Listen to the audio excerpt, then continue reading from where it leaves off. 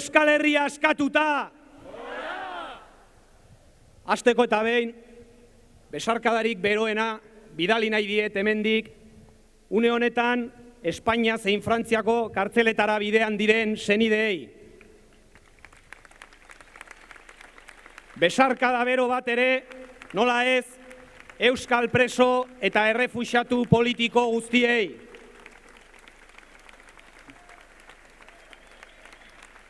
Hau esan da, gauza bat gogorarazi nahi dizuet, Arnaldo Otegik esan ohi duena. Gu ez gara borrokatzen presoak daudelako, presoak daude borrokatzen garelako, eta borrokatuko gara independentzia eta sozialismoa lortzeko, eta preso eta ieslari politiko guztiak etxera ekartzeko, eta borrokatzen bagara ez egin dudarik, ekarriko ditugu, ekarriko ditugu.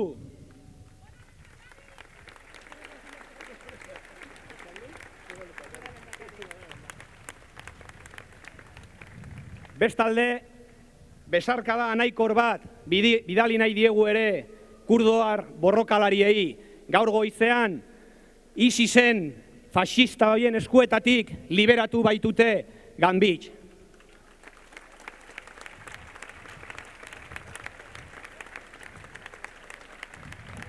Eta sarrera honekin amaitzeko, zorionak ere Kubatar herriari eta Fidel Castrori gaurko egunean 80 urte bete bait ditu.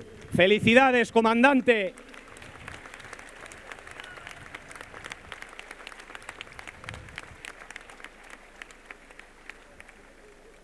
Urte hauek ez dira errazak izan, behin baino gehiagotan esan dugu hori.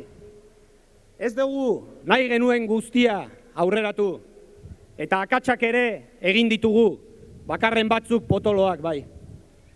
Baina aurrera pauso handiak ere egin ditugu, eta horiek behar bezala baloratu beharra dago.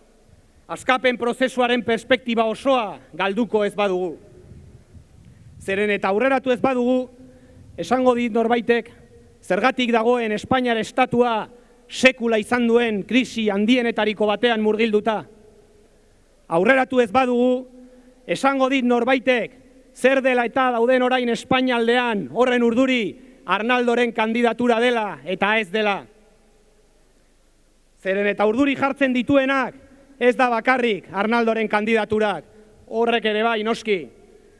Urduri jartzen dituenak da herri honetan berriro ere independentismo indartsu bat egotea, horrek jartzen ditu beste zer baino urduriago.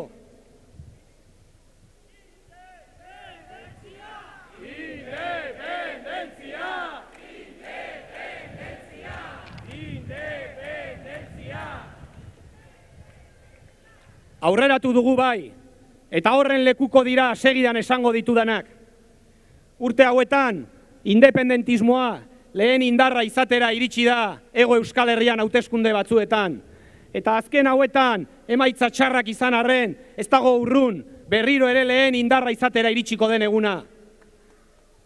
Herri honetan, urte hauetan, independentismoa sekula ez bezalako botere instituzionalak kudeatzera iritsi da. Eta une honetan, Nafarroako gobernuan, Lizarran, Tafaian, Iruñean bertan, eta beste 11 herritan gobernatzen ari da beste indar batzuekin elkarlanean. Urte hauetan, inoizko mobilizazio handienak egin dira Euskal Herrian. Gogoan izan bestala, autonomia kalea, Bilboko autonomia kalea, jendez lepo. Urte hauetan, erabakitzeko eskubidearen aldekotasuna, sekula baino babes handiagoa lortu du ere. Eta hilabete gutxi batzuen buruan, Ipar Euskal Herrian, historian ez lehen aldiz, baino bai mendeetan lehen aldiz, instituzio propio bat izango dute 3 herrialdeak barne bilduko dituena. Eta hori guztia, besteak beste, ezker abertzalearen borrokari zor zaio. Beraz, aurreratu dugu, ez nahiko genukeen guztia, baina aurreratu dugu. Baina gaur ez gara etorri ona iraganera begiratzera. Gaur etorri gara batez ere aurrera begiratzera. Beraz, galdera da, non gaude, nora goaz. Azken hauteskunde estatalen emaitzak txarrak izan dira, esan dugu, eta hala onartu beharra dago.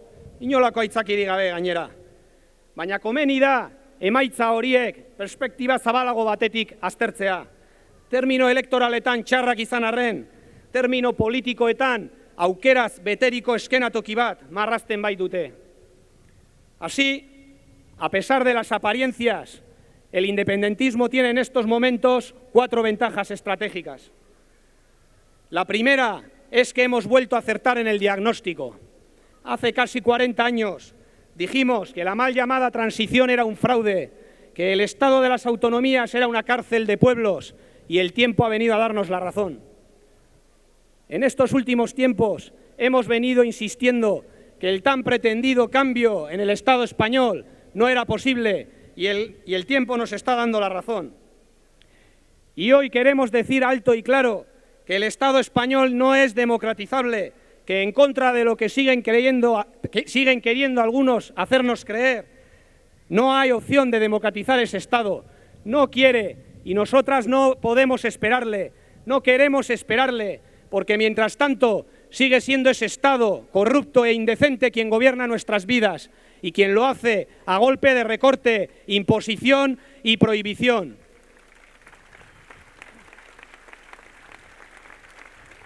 Y frente a esa realidad no hay terceras vías que valgan, no hay bilateralidades compartidas que valgan, no hay naciones forales que valgan. Frente a esa realidad tan solo sirve la puesta en marcha de un proceso independentista y el ejercicio unilateral del derecho a decidir. No nos vamos a cansar de decirlo, este pueblo no se merece esto, este pueblo se merece un Estado decente y vamos a luchar por un Estado decente.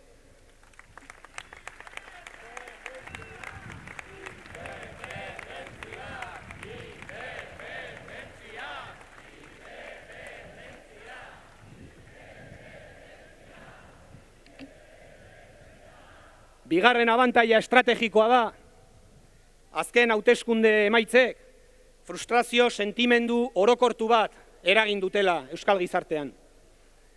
Bai, boto-emale independentisten artean, bai Podemoseko boto-emale batzuen artean, eta baita ere PNV-ko boto-emale hainbaten artean ere. Ezberdintasun batekin, eta da, gure kasuan, gure diagnostikoa berretsi egin dutela emaitza horiek, eta haienean berriz, beren diagnostikoa ezetsi egin dutela. Horregatik, horiei guztiei esaten diegu baietz, hemen posible dela, hemen badagoela nahikoa indar harreman aldaketa bat egiteko, baino aldaketa sakon hori hemen eta orain prozesu soberanista bat dela, hemen eta orain estatu propio bat dela. Bil daitezela beraz, borroka horretara, benetako aldaketa bat nahi badute.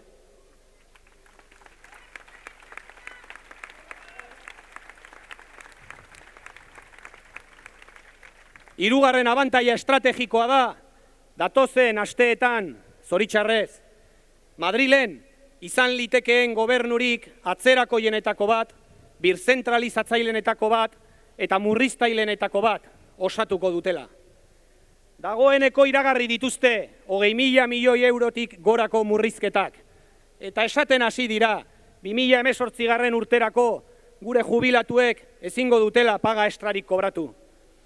Badakizue nork ordainduko dituen murrizketa horiek guztiak, Euskal Herriko langileok, besteak beste. Eta badakizue zergatik, espainol izaten jarraitzen dugulako, oraindik ere Espainiar estatuaren menpe gaudelako. Murrizketa berriak datoz bai. Eta horregatik, oraingoan, independentistok prest egon behar dugu protestaldi sozial ziklo berri horren lehen lerroan egoteko. Euskal mareak sortu behar ditugu, edo nahi dena, baino gerra eman beharra dago kalean, eta frogatu murrizketen aurkako errezetarik onena prozesu soberanista bat martxan jartzea dela, eta Euskal Errepublika sozial bat eraikitzea dela.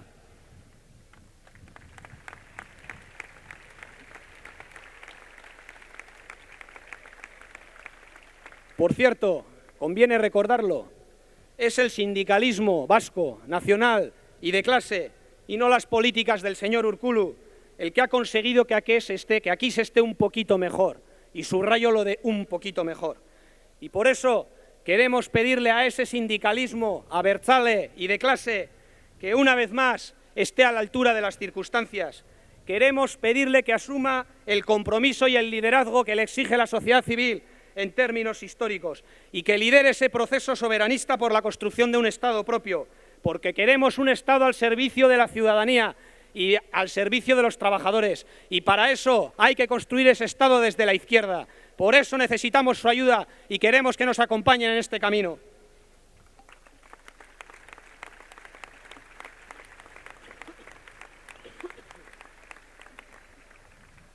Eta laugarren eta azken abantaila estrategikoa. Europan datozen hilabete eta urteetan erabakitzeko eskubidearen eta independentziaren aldeko olatu berri bat altxako da. Brexitaren ondoren, Eskoziak independentziaren aldeko erreferendum bat egingo du berriro ere. Eta oraingoan, zalantzarik gabe, independentismoak irabaziko du erreferendum hori. Ipar Irlandan ere, litekeena da erreferendum bat egitea batasunaren alde. Eta kasu horretan ere, litekeena da Irlanda batu bat egotea. Beraz, aurreratzen dizuegu, kasi segurtasun guztiarekin, Eskozia independiente bat ikusiko dugula datozen urteetan, eta Irlanda batu bat ere bai. Eta ez egin dudarik, olatu berri hori aprobetxatzen badugu, herri hontan ere estatu independente bat ikusiko dugu. Txokiarla, lagunok, txokiarla, gure eguna ere iritsiko da.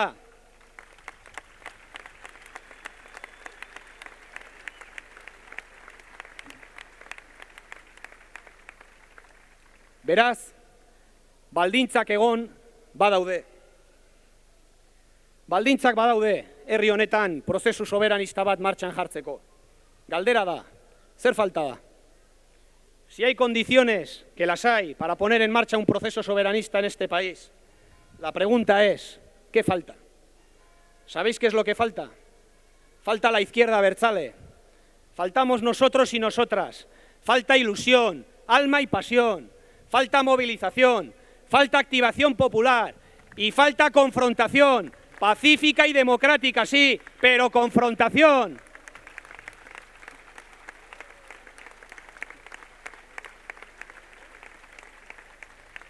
Porque cuando falta la izquierda abertzale pasa esto. ¿Y qué es? Que este pueblo pierde el pulso en lo nacional, en lo económico, en lo social, en lo cultural, e incluso me atrevería a decir que en lo intelectual. Y prueba de ello es que de aquí a un rato el cañonazo de inicio de la Aste Nagusia de Donostia frente al ayuntamiento lo van a lanzar los actores y actrices de la teleserie allí abajo. Menudo nivel. Este es el modelo cultural made in PNV.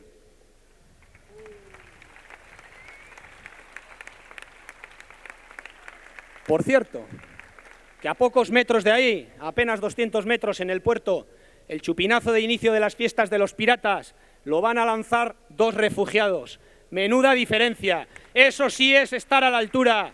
Besar cada bat errefuxiatu guztiei eta besar cada bat donostiko piratei.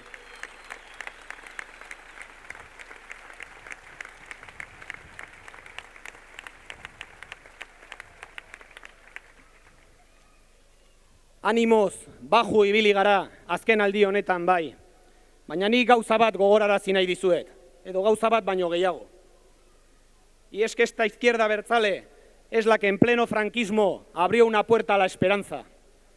Esta izquierda abertzale, vosotros y vosotras, sois los que montasteis las Ikastolas, el movimiento cooperativo y uno de los movimientos populares más combativos de toda Europa.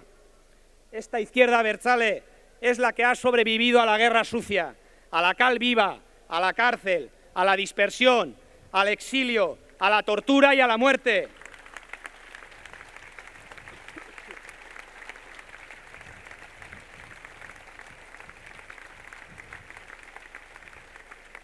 Esta izquierda abertzale es la que fue capaz de hacer frente a todo un decenio de ilegalizaciones y la que en plena ilegalización fue capaz de meter un golazo por toda la escuadra en las europeas del 2009 con la candidatura Iniciativa Internacionalista a la Solidaridad de los Pueblos. Por cierto, un abrazo cariñoso a los familiares de Doris Menegas, militante castellana, revolucionaria, feminista, amiga de Euskal Herria y sus gentes recientemente fallecida.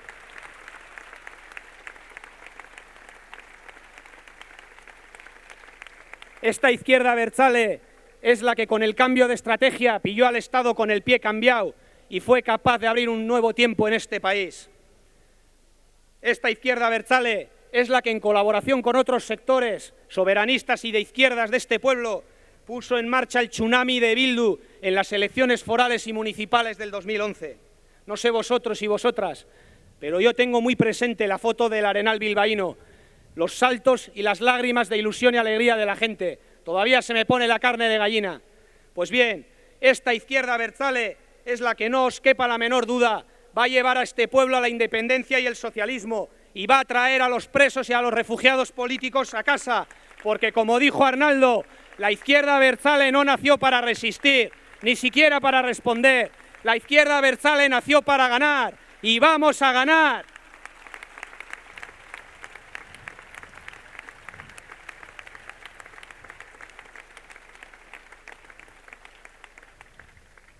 Prozesu soberanista bat jarri behar dugu martxan, eta lehen bailen gainera. Zeren eta bien bitartean, Espainia da erabakitzen dutena zer ikasi behar duten eta zer ez gure aurrek ikastola eta eskoletan. Zeren eta bien bitartean, Espainia da erabakitzen duena Euskal Herrian emakumeek abortatu dezaketen ala ez.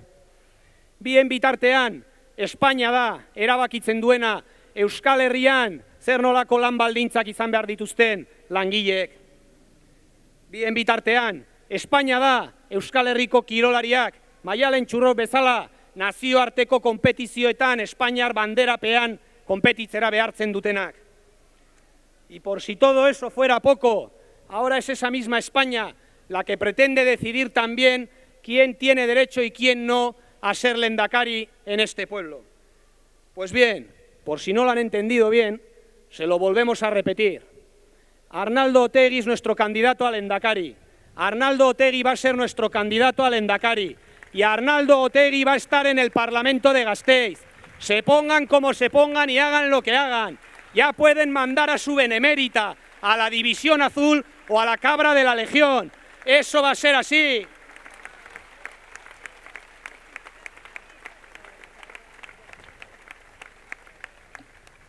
Y ahora el señor Alonso y el señor Maroto dirán que en todo caso quienes van a prohibir a Arnaldo Otegi ser lehendakari van a ser los jueces, no la Guardia Civil.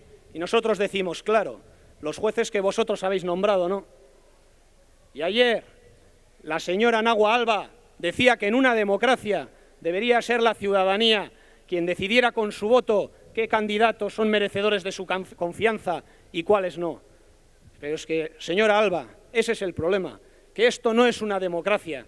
Esto no es una democracia. Por eso hay que poner en marcha cuanto antes un proceso soberanista. Por eso hay que construir cuanto antes un Estado propio para los vascos y las vascas. Porque mientras este pueblo siga presa del Estado español, no va a conocer un auténtico escenario de democracia y no va a conocer un auténtico escenario de paz.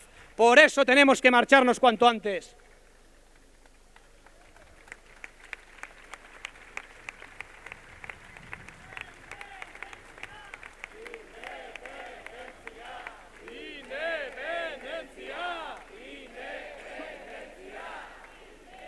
En cualquier caso, el debate no es si EH Bildu tiene un plan B o no. El debate no es si va a haber o no un candidato alternativo, que ya hemos dicho que no.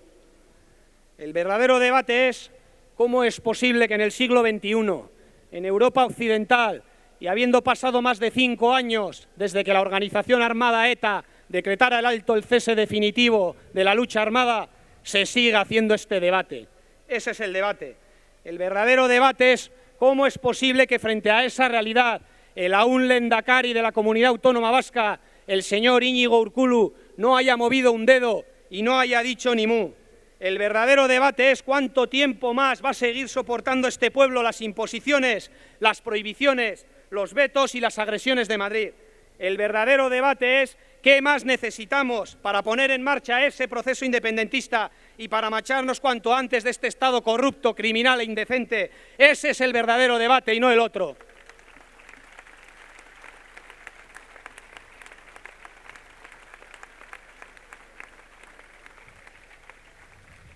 Prozesu soberanista hori jarri behar dugu martxan lehen bailen. Eta hori pasatzen da, esan bezala, mobilizaziotik. Hori pasatzen da, herri aktibaziotik. Hori pasatzen da, mugimendu independentista indartsu bat antolatzetik. Eta hori pasatzen da, herri honi eskaintza independentista sendo eta egingarri bat egitetik. Horretan ari gara, besteak beste, eta horretarako bai sortu eta bai ezker abertzalea birfundatzen. Baina hori guztia pasatzen da ere, datozen hauteskunde autonomikoetan, gobernu eta lehendakari duin bat izatetik. Eta nola nahi ere, independentismoak ahalik eta emaitza onenak lortzetik. Porque la sociedad vasca tampoco se merece un gobierno y un lehendakari que no tiene empacho en reconocer que esta ha sido una legislatura perdida. La sociedad vasca tampoco se merece un gobierno y un lehendakari cuyo balance de legislatura se puede resumir en que el señor Rajoy ni siquiera le ha cogido el teléfono. Necesitamos un gobierno y un lehendakari que estén a la altura del momento. Necesitamos un gobierno vasco y un lehendakari que hagan frente a los recortes sociales. Un gobierno vasco y un lehendakari que exija la libertad de todos los presos vascos. En definitiva, un gobierno y un lehendakari que hagan valer la voluntad de este pueblo. Y ese lehendakari, no hace falta que os lo diga, se llama Arnaldo Otegi.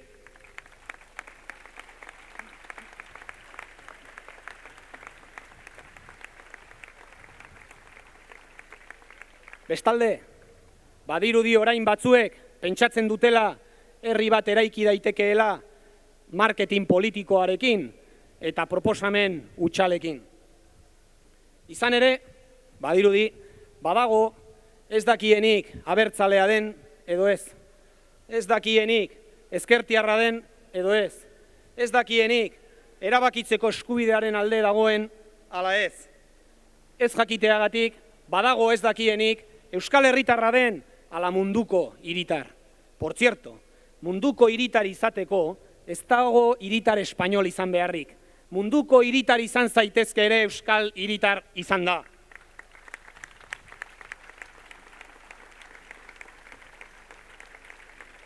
Pues bien, nosotros y nosotras decimos que para cambiar las cosas, que para construir un país justo y próspero hacen falta propuestas, principios, valores y candidatos sólidos. Nosotros sí, por eso lo decimos alto y claro, somos abertzales, porque amamos a este pueblo, su lengua y su cultura. Nosotras sí, somos feministas, porque no estamos dispuestos a soportar ni un minuto más que las mujeres de este pueblo vivan con miedo, ni que cobren un 25% menos por realizar el mismo trabajo que los hombres. Nosotros sí, lo decimos alto y claro, somos de izquierda, somos socialistas e independentistas, porque estamos convencidos de que construir una república social vasca es la mejor aportación, es el mayor legado que podemos dejar a nuestros hijos e hijas. Y nosotros sí, somos anticapitalistas, porque estamos convencidos de que para cambiar las cosas es necesario superar un modelo que es el capitalismo, que es injusto e inhumano por naturaleza.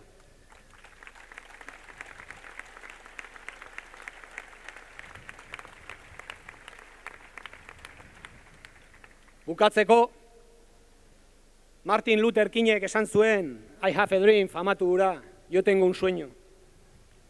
Guk ere badugu amets bat, eta da datotzen hauteskundeetan independentismoa determinantea izatea.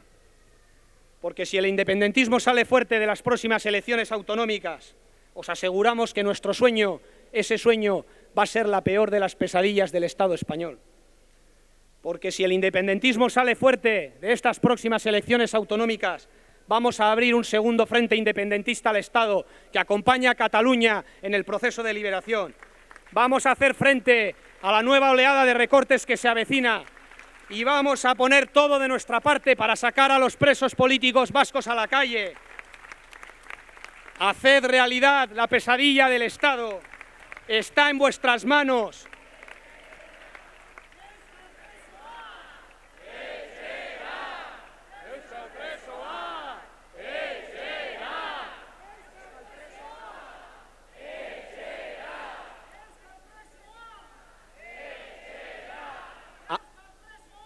Haced realidad la pesadilla del Estado está en nuestras manos, digo, porque si queremos, podemos.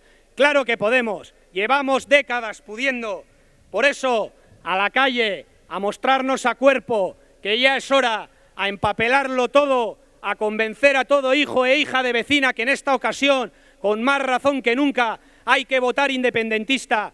Como dijo Hugo Chávez, hay que montar comandos electorales, hay que hacer una campaña de guerrilla, pueblo a pueblo, barrio a barrio, empresa a empresa. Beraz, kalera, lanera, borroka, irribarre egitera eta irabaztera, borrokatzera goazelako, eta borrokatzen badugu irabaziko dugulako.